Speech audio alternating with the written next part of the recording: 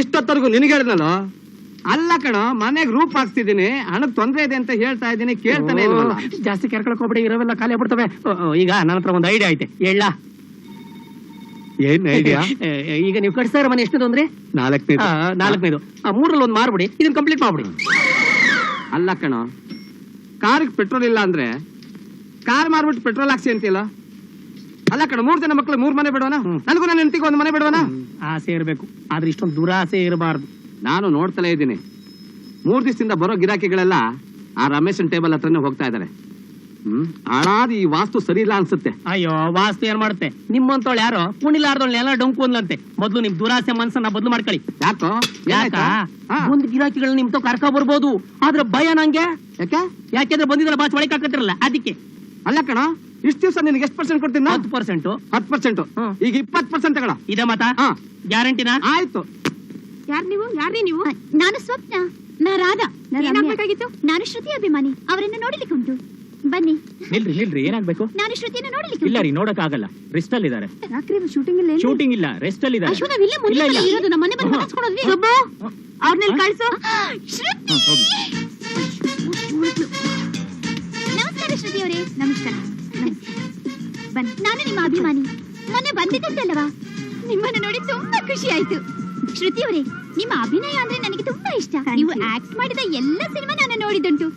ನಿಮ್ಮ ಶ್ರುತಿ, ಕಾದಂಬರಿ, ರಂಜಿತಾ, ಹೆತ್ತ ಕರಡು, ಕರ್ಪೂರದ ಗೊಂಬೆ, ತವರಿನ ತೊಟ್ಟಿಲು, ಭಾಮ ಸತ್ಯಭಾಮ, ವೀರಪ್ಪ ನಾಯಕ, ಹೀಗೆ ಎಲ್ಲ. ದುರ್ಗಾ ಶಕ್ತಿ ನಿಮ್ಮ 105ನೇ ಚಿತ್ರ ಅಲ್ಲವಾ? ಹೌದು. ಹಬ್ಬ, ಹಾಗಾದ್ರೆ ನೀವು ನಟಿಸಿದ ಎಲ್ಲ ಚಿತ್ರನ ನೋಡಿದುಂಟು. ಓ ಮೈ ಗಾಡ್, ಅಷ್ಟು ನೋಡಿದ್ದೀರಾ? ಹೌದು ಶ್ರುತಿ ಅವರೇ. ನಿಮ್ಮ ದುಃಖದ ಸಿನಿಮಾ ಅಂದ್ರೆ ನನಗೆ ಬಹಳ ಇಷ್ಟ, ಆದರೆ ನೋಡುವುದು ಕಷ್ಟ, ಗೊತ್ತುಂಟಾ? ನಿಮ್ಮ ತವರಿನ ತೊಟ್ಟಿಲು ಸಿನಿಮಾದಲ್ಲಿ ಆ ಡೈರೆಕ್ಟರ್ ನಿಮಗೆ ಹಾಗೆ ಮಾಡಬಾರ್ದಾಗಿ. ಯಾಕೆ? ಏನ್ ಮಾಡಿದ್ರು? ನಿಮ್ಮನ್ನು ಸಾಯಿಸೋದುಂಟ. ಮತ್ತೆ ನೀವು ಸಾಯುವ ದೃಶ್ಯ ಕಂಡು ನನ್ನ ಕರುಣೆ ಕಿತ್ತು ಬಂತು. ನನ್ನನ್ನು ಸಮಾಧಾನ ಮಾಡಲಿಕ್ಕೆ ನನ್ನ ಗಂಡನಿಗೆ 1 ವಾರ ಬೇಕಾಯ್ತು, ಗೊತ್ತುಂಟಾ? ನೀವು ಬರೀ ಅಭಿಮಾನಿ ಅಲ್ಲ ರೀ, ನನ್ ಕಟ್ಟ ಅಭಿಮಾನಿ ಅನ್ನಿಸ್ತಾ ಇದೆ. ನನಗಿಂತ ನನ್ನ ವಿಷಯಗಳನ್ನ ನೀವೇ ಚೆನ್ನಾಗಿ ತಿಳ್ಕೊಂಡಿದ್ದೀರಾ. ಶ್ರುತಿ ಅವರೇ, ನಿಮ್ ಪರ್ಸನಲ್ ಲೈಫ್ ಬಗ್ಗೆ ಕೇಳ್ತಿದೀನಿ ಅಂತ ಏನೋ ಅನ್ಕೋಬೇಡಿ.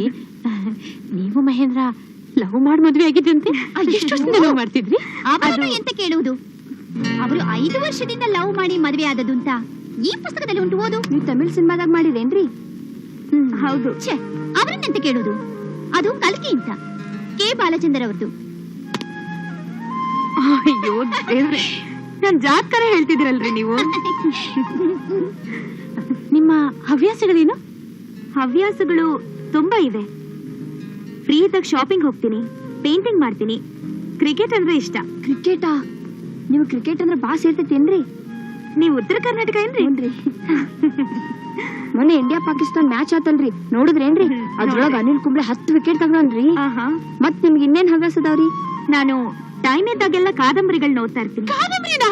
ಈ ಕಡೆ ಬರೀ ಕಡೆ ಬಾ. ಅದೇ ರೀ, ತ್ರಿವೇಣಿ ಅವರ ಅಪ್ಪಾಜಿ ಅಪ್ಪಸ್ವರ ಕಾದಂಬರಿ ಓದ್ತಿದ್ದಾಗ ಆ ಪಾತ್ರ ನೀವ್ ಮಾಡಿದ್ರೆ ಹೇಗೆ ಅಂತ ಯೋಚನೆ ಮಾಡ್ತಾ ಇದ್ದೆ. ಮೇಡಮ್, ಬಾಂಬೆಯಿಂದ ಯಾರೋ ಬಂದಿದ್ದಾರೆ, ಅದು ಅವ್ರನ್ನ ಗೆಸ್ಟ್ ರೂಮ್ ಅಲ್ಲಿ ಕೂರ್ಸು. ಐ ಆಮ್ ವೆರಿ ಸಾರಿ, ನಿಮ್ ಜೊತೆ ಮಾತಾಡ್ತಾ ಇದ್ರೆ ಟೈಮ್ ಹೋಗೋದೇ ಗೊತ್ತಾಗ್ತಾ ಇಲ್ಲ. ಬಿಡುವೆದಾಗ ಯಾವಾಗಾದ್ರೂ ಬನ್ನಿ. ಓಕೆ, ಬರ್ಲಾ? ಅಪ್ಪ, ಆಫೀಸರ್ ಇನ್ನೂ ಬಂದಿಲ್ಲ, ಕುರ್ಚಿ ಖಾಲಿ ಇದೆ ಅಪ್ಪ. ಇಲ್ಲಿ ಬನ್ನಿ. ಬನ್ನಿ ಸರ್, ಬನ್ನಿ ಬನ್ನಿ ಸರ್. ಮೆಲ್ಗೆ ಇಲ್ಲಿ ಕೂತ್ಕೊಳ್ಳಿ ಸರ್, ಮೆಲ್ಲೆ ಕೂತ್ಕೊಳ್ಳಿ. ಕೂತ್ಕೊಳ್ಳಿ ಸರ್. ಏನಾಗ್ಬೇಕಾಗಿತ್ತು ಅಂತ ಹೇಳಿ, ನನ್ನ ಕೈಲಾದ ಸಹಾಯ ನಾನು ಮಾಡ್ತೀನಿ. ನೋಡಿ ಸ್ವಾಮಿ, ನಾನೊಂದು ಸೈಟ್ ಅಪ್ಲೈ ಮಾಡಿ 10 ವರ್ಷ ಆಯ್ತು, ಆದ್ರೆ ಈ ನನ್ನ ಐಸೈಟ್ ಹೋಯ್ತೆ ವಿನಃ ನಿಮ್ಮಿಂದ ಸೈಟ್ ಅಂತೂ ಸಿಕ್ಲಿಲ್ಲ ಸ್ವಾಮಿ. ಅಟ್ಲೀಸ್ಟ್ ನನ್ನ ಮಗನ ಐಸೈಟು ಇರೋವಾಗ್ಲೇ ಒಂದ್ ಸೈಟ್ ಅಲಾಟ್ ಮಾಡ್ಕೊಟ್ರೆ ನಿಮಗೆ ಅವನಿಂದ ಏನ್ ಬೇಕು ಕೊಡ್ತೀನಿ ಸ್ವಾಮಿ. ನೋಡಿ, ಆ ಆಫೀಸರಿಂದ ಏನಾಗುತ್ತೆ, ಮಣ್ಣಂಗೆಡ್ಡೆ ನಿಮ್ಮ ಅಲಾಟ್ಮೆಂಟ್ ನೋಡೋದಕ್ಕೆ ಇವರೇನೆ ಇನ್ಚಾರ್ಜು. ಅದಕ್ಕೆ ನೀವು ಸ್ವಲ್ಪ ನೋಡ್ಕೊಂಡ್ಬಿಟ್ರೆ. ನಾನ್ ಹೇಗ್ ಸ್ವಾಮಿ ನೋಡಕ್ಕಾಗುತ್ತೆ? ನಾನ್ ಕುರುಡ. ನಿಮ್ಮನ್ನ ಕಣ್ಣಿಂದ ನೋಡಿ ಅಂತ ಹೇಳಲಿಲ್ಲ, ಸ್ವಲ್ಪ ದುಡ್ಡು ತಳ್ಳಿ ಅಂತ ಹೇಳಿದೆ. ಆಯ್ತು.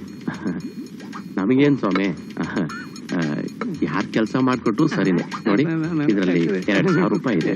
ನೋಡಿ ಸ್ವಾಮಿ, ನೀವು ಆದಷ್ಟು ಬೇಗ ಕೆಲಸ ಮಾಡ್ಕೊಟ್ರೆ ನಮಗೆ ಮಹತ್ಕಾರ ಮಾಡಿದಂಗೆ. ಖಂಡಿತ ನಿಮ್ ಕೆಲಸ ಆಯ್ತು ಅಂತ ತಿಳ್ಕೊಳ್ಳಿ. ನೀವು ನಾಳೆ ಬನ್ನಿ. ಅಂದಾಗೆ ಮಜ್ಜಿಗೆ ಕೂಡ ಬೋದಾಗಿತ್ತಲ್ಲ. ಇಲ್ಲ ಸ್ವಾಮಿ, ಪರವಾಗಿಲ್ಲ, ತುಂಬಾ ಸಂತೋಷ. ಆಯ್ತು, ಸರಿ. ಆದಷ್ಟು ಬೇಗ ಆಯ್ತು, ನೀವು ಕೆಲಸ ಬನ್ನಿ. ಮಾಡ್ಕೊಟ್ರೆ ಆಯ್ತು, ನಿಮ್ಮಿಂದ ತುಂಬಾ ಕರ್ಕೊಂಡಪ್ಪ. ಉಪಕಾರ ಆಗುತ್ತೆ. ಹುಷಾರು. ನಾವಿನ್ ಬರ್ತೀವಿ ಸ್ವಾಮಿ. ಒಳ್ಳೇದು ಒಳ್ಳೇದು. ನೋಡ್ರಿ ನೋಡ್ರಿ. ಅಂತೂ ನಿಮ್ಮ ತಾಪತ್ರೆ ಮುಗೀತಲ್ಲ. ಪಾಪ ಕಣ್ ಸೈಟ್ ಕಳ್ಕೊಂಡನು ಈ ಸೈಟ್ ದುಡ್ಡು ಕೊಟ್ಟ. ಯಾವ್ದಾದ್ರೇನು ಅವನ ಕೆಲ್ಸ ಅವನಿಗೆ, ನನ್ನ ಕೆಲ್ಸ ಬೇಡ ಕಣ್ಣಪ್ಪ, ಇಲ್ಲಿ ತಳ್ಳಪ್ಪ. ಮರ್ತು ಬಿಟ್ಟಿದ್ದೆ. 20%. 20% ಅಲ್ವಾ?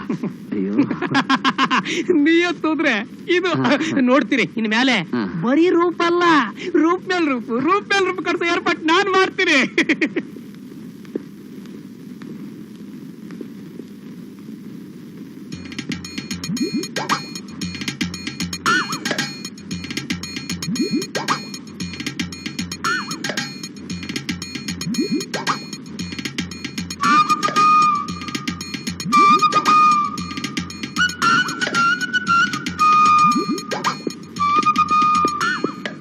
ಆಯ್ತು ಹೇಳದ್ನಲ್ಲ, ಸ್ವಲ್ಪ ಅಡ್ಜಸ್ಟ್ ಮಾಡ್ಕೊಳ್ಳಿ.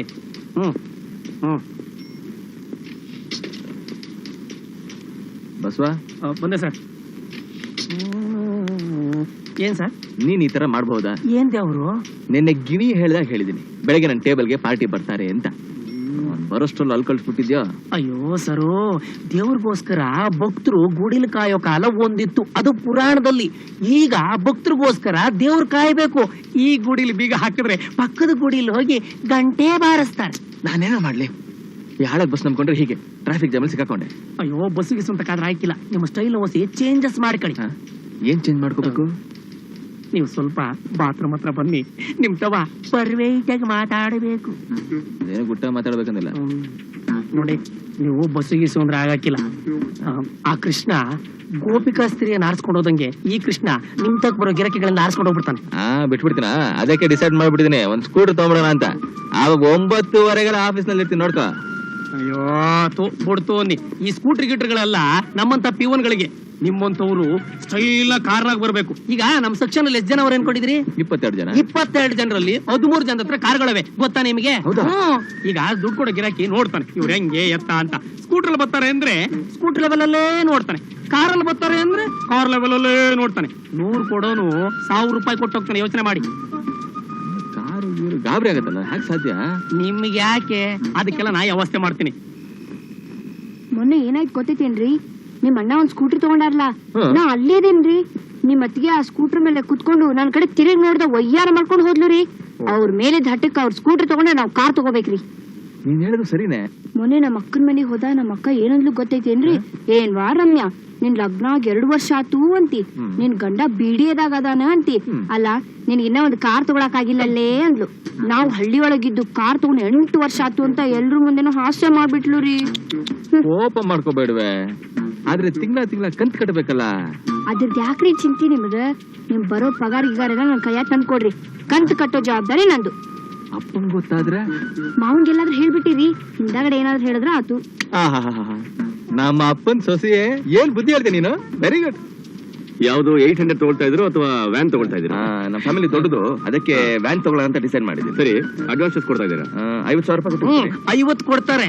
ದೇವರ ಅನುಗ್ರಹದಿಂದ ಈಗಿರೋ ಕುರ್ಚಿ ಹಾಗೇ ಕಂಟಿನ್ಯೂ ಆದ್ರೆ ಇನ್ 2 ತಿಂಗಳಲ್ಲಿ ಪೂರ್ತಿ ತೀರಿಸ್ಬಿಡ್ತಾರೆ ಅಲ್ವಾ ಸರ್? ನೋಡಿ ಬಸವಣ್ಣ, 4 ಇನ್ಸ್ಟಾಲ್ಮೆಂಟ್ ವರೆಗೂ ನಾವ್ ಏನು ಮಾತಾಡಲ್ಲ. 5ನೇ ಇನ್ಸ್ಟಾಲ್ಮೆಂಟ್ ಮೇಲೆ ಯಾರ ಮುಖನೂ ನೋಡಲ್ಲ. ಗಾಡಿ ಸೀಸ್ ಆಗುತ್ತೆ, ಕೊಟ್ಟಿರೋ ಅಡ್ವಾನ್ಸ್ ಹೋಗುತ್ತೆ, ಗಾಡಿ ನಮ್ಮ ಹತ್ರ ಬಂದಿರುತ್ತೆ. ನೋಡಿ, ಯೋಚನೆ ಮಾಡಿ. ಅದು ಎಲ್ಲ ಕಡೆ ಇರೋದೇ ಗೊತ್ತಿದೆ. ನೀವು ಅಡ್ವಾನ್ಸ್ ತಗೊಳ್ಳಿ. ಡಿಪಾಸಿಟ್ ಕೊಟ್ಬಿಟ್ಟು ಇಲ್ಲಿ ಸೈನ್ ಮಾಡಿ.